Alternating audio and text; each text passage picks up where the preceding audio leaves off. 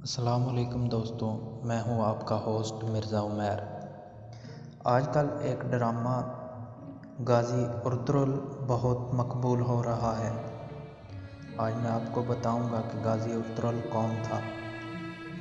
تو ویڈیو کو شروع کرنے سے پہلے میرے آپ سے گزارش ہے کہ اگر آپ نے ابھی تک ہمارا چینل سبسکرائب نہیں کیا تو جلدی سے سبسکرائب کر لیں اور بیل کے آئیکن کو پریس کر دیں۔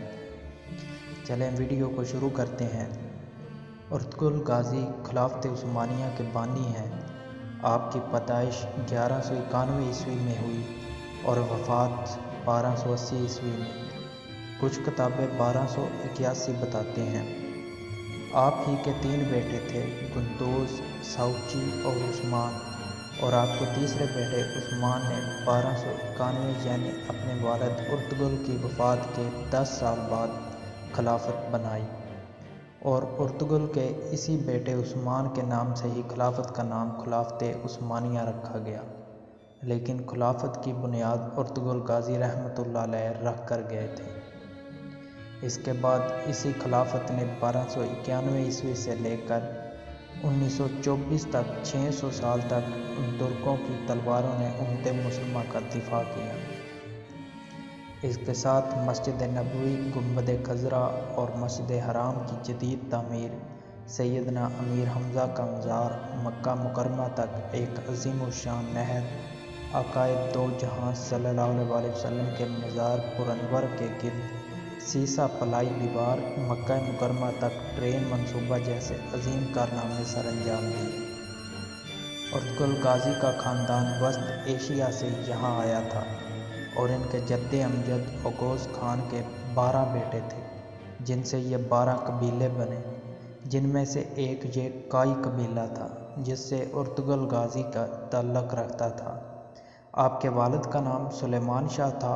ارطغرل غازی کے 3 اور بھائی تھے، سارنگ، زلجان اور گلدارو۔ آپ کی والدہ کا نام ہائمہ تھا۔ آپ کا قبیلہ سب سے پہلے وسط ایشیا سے ایران، پھر ایران سے اناطولیہ آئے تھے۔ منگولوں کی یلغار سے نمٹنے کے لیے جہاں سلطان علاء الدین جو سلجوق سلطنت کے سلطان تھے، اور یہ سلجوق ترک سلطنت سلطان الپرسلان نے قائم کی تھی۔ 1071 میں بائزنطین کو بیٹل آف منسکر میں عبرتناک شکست دے کر، اور سلطان الپرسلان تاریخ کی بہت بڑی شخصیت تھی، اور اسی سلطنت کے آگے جا کے سلطان علاء الدین بنے۔ اسی سلطان علاء الدین کے سائے تلے یہ 12 قبیلے اوغوز خان رہتے تھے، اور اس کائی قبیلے کے چیف ارطغرل بنے اپنے والد سلیمان شاہ کی وفات کے بعد۔ سب سے پہلے ایلت آئے تھے، پھر ایلت سے حلب گئے تھے۔ 1232 جہاں سلطان صلاح الدین ایوبی کے پوتے العزیز کی حکومت تھی۔ سب سے پہلے ارطغرل نے العزیز کو اس کے محل میں موجود غداروں سے نجات دلائی، پھر اس سے دوستی کی، پھر سلطان علاء الدین کی بھتیجی حلیمہ سلطان سے شادی کی، جس سے آپ کو 3 بیٹے ہوئے۔ اوپر جو میں نے نام دیے ہیں وہ ان کے بیٹے تھے۔ ایوبیوں اور سلجوقیوں کی دوستی کروائی، صلیبیوں کے ایک مضبوط قلعے کو فتح کیا جو حلب کے قریب تھا۔ اس کے بعد ارطغرل سلطان علاء الدین کے بہت قریب ہو گیا۔ اس کے بعد منگولوں کی یلغار قریب ہوئی تو ارطغرل غازی نے منگول کے ایک اہم لیڈر نویان کو شکست دی۔ نویان منگول بادشاہ اوکتائی خان کا رائٹ ہینڈ تھا۔ اوکتائی خان چنگیز خان کا بیٹا تھا، اور اس اوکتائی کا بیٹا ہلاکو خان تھا، جس نے بغداد کو اس قدر روندا تھا کہ بغداد کی گلیاں خون سے بھر گئی تھیں، دریائے فرات سرخ ہو گیا تھا۔ اسی نویان کو شکست ارطغرل نے دی تھی، اور پھر ارطغرل غازی اپنے قبیلے کو لے کے سوگت آئے، بالکل قسطنطنیہ کے قریب، اور پہلے وہاں بائزنطین کے ایک اہم قلعے کو فتح کیا، اور یہیں تمام ترک قبیلوں کو اکٹھا کیا، اور سلطان علاء الدین کے بعد آپ کے بیٹے غیاث الدین سلطان بن گئے۔ ان کی بیٹی کے ساتھ ہی عثمان کی شادی ہوئی۔ ایک جنگ میں سلطان غیاث الدین شہید ہو گئے، تو عثمان غازی سلطان بن گئے اور ان کی نسل سے جا کے سلطان محمد فاتح رحمۃ اللہ علیہ تھے، جس نے 1453 میں جا کے قسطنطنیہ فتح کیا تھا، اور اسی پہ حضور صلی اللہ علیہ وسلم کی غیبی خبر پوری ہوئی۔ تاریخ میں ارطغرل غازی جیسے جنگجو بہت کم ملتے ہیں، لیکن ہماری نسل ان کو جانتی نہیں۔ بہت بہادر جنگجو تھے آپ۔ ہر واریر جنگجو اسلام میں گزرا اس پہ جس نے کچھ نہ کچھ اسلام کے لیے کیا۔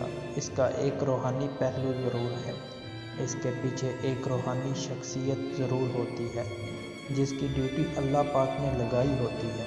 تاریخ اٹھا لیں، بھلے اسلام کے آغاز سے لے کے اب تک آج بھی اگر کوئی اسلام کے لیے، امت مسلمان کے لیے کوئی ڈیوٹی کر رہا ہے تو اس کا روحانی پہلو بھی ضرور ہوگا۔ اس جنگجو ارطغرل غازی کے پیچھے اللہ پاک نے اور حضور صلی اللہ علیہ وسلم کے فیضان سے جس کی ڈیوٹی لگائی تھی وہ شیخ محی الدین ابن العربی رحمۃ اللہ علیہ تھے۔ آپ درجنوں کتب کے مصنف ہیں، اس کے ساتھ آپ نے قرآن پاک کی مایہ ناز تفسیر بھی لکھی۔ علم کی دنیا کے بادشاہ جانے جاتے تھے اور تصوف میں بھی اپنا ثانی نہیں رکھتے تھے، جو اندلس سے ارطغرل غازی کی روحانی مدد کو پہنچے تھے۔